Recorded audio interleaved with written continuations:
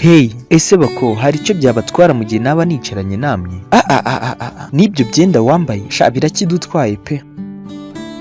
Ndagira ngo unyihanganire.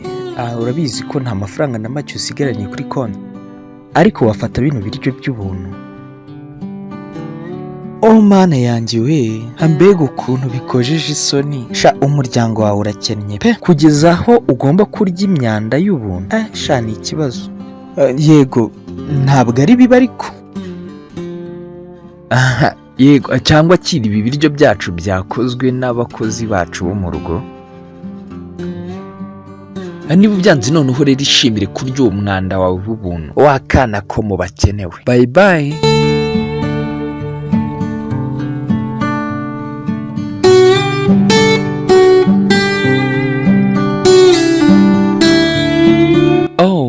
Utakaje igiceri cyawe?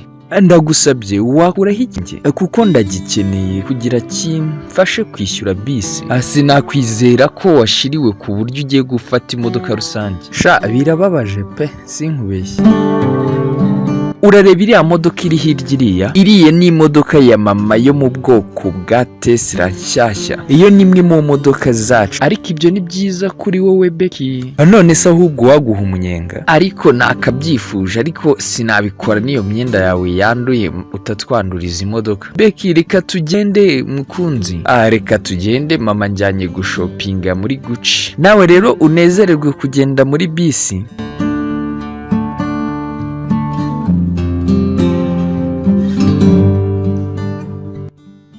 Ase wajya ugenda ureba aho ugiye koko. Munyihanganire. Kumbi ni wowe twongeye guhura. Ntumbwire ko uhahira muri iri duka pe. Yego, ko nari mfite kugura indi myenda nzajya nambara ku ishuri, ariko ibintu ko birikomeje kurengera da. Ubwa mbere wari urimo urya umwanda ku ishuri, munyuma utega bisi rusange, none n'ubu urimo uragura indi myenda yambawe n'abandi bantu. Mana yanjye sha, sinzi uburyo uri umukene pe. Becky, sinakizera ariko kuri kuvuga ayo magambo uyamubwira. Habaye iki se? Ndimo njye mvuga ukuri gusa. Rero mwana wanjye, ntago wakabaye wishimira ku bandi bantu. Ntinde ubyitayeho se, uriya ni umuntu utagira n'ahaba. Sha buri umwe aramuseka, none se wundi we wakiyumva ute? Buri muntu wese aguseka. Agukwiye kujajinga abantu kugeza igihe ugiye mu cyimbo cyabo. Amahirwe nuko mu rugo turi abakire, kandi nta nubwo mfite kugira impungenge z'ibyo ngibyo. Umva reka nkwereke, sureba aho uribeshya. Umva aguhera ejo nta byo kurya uzongera kujya ujyana, uzajya urya ibiryo byo ku ishuri, nta Tesla izongera kukujyana, uzajya ugenda n'imodoka y'ishuri. Kandi ikindi ntabwo uzongera kwambara imyenda igezweho.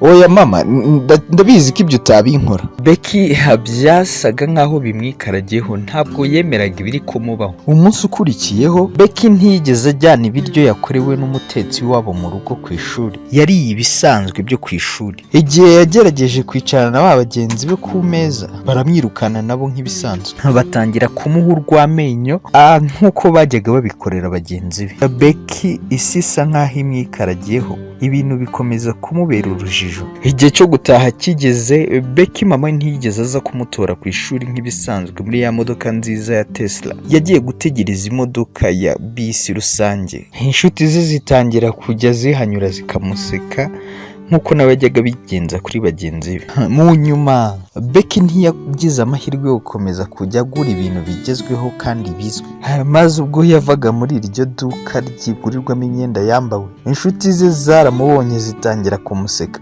Yumvisha asebye ibyo ku rwego rwo hejuru, maze arahunga yiruka arira. Nyuma y'igihe gitoya Becky yatangiye kumva ukuntu bimera kubwira abandi nabi ndetse no kubaseka kubera icyo bari cyo. Uko ni nako bagenzi be bamunyuraga ati aryoherwa n'ibyo bintu by'ubuntu. Inshuti ze zatangiye kwigira inama ati ni ukuri dukora ibishoboka ibyo ari byo byose ku buryo nta muntu n'umwe ugomba kumenya ko turi inshuti ziwe. Wiwe ugira ikibazo, genda icarana nawe nk'ibisanzwe.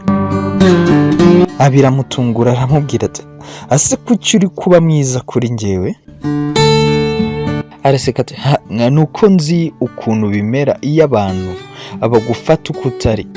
ndagira ngo ngusabe imbabazi n'ukuri kubwo kuguseka kiriya gihe cyose ntago nari nzi impamvu rwose ntabwo nari nzi uko bimera none se wambabarira ko ubu umaze gusobanukirwa uko biba bimeze